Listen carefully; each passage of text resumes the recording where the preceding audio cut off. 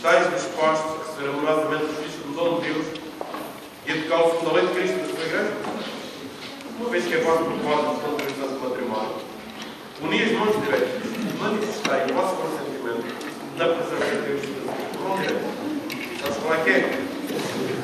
Quando lá estás com as moscas, não é sabes?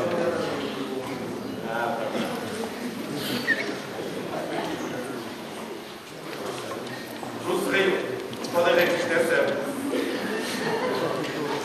Se atrás daquilo que é para ouvir com seriedade, não é?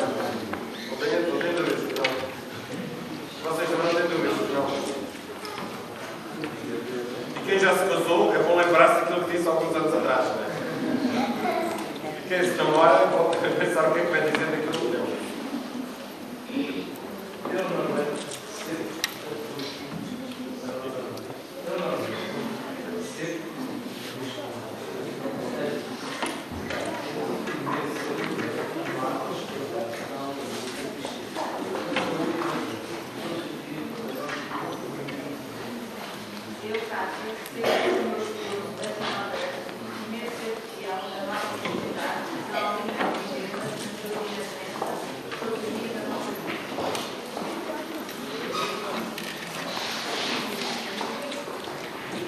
Deus de Abraão, Deus de Isaac, Deus de Jacó, Deus que uniu os nossos primeiros pais no paraíso, confirma e abençoa em Cristo o consentimento de manifestaste perante a sua igreja, para que o homem não se separe do Deus unido.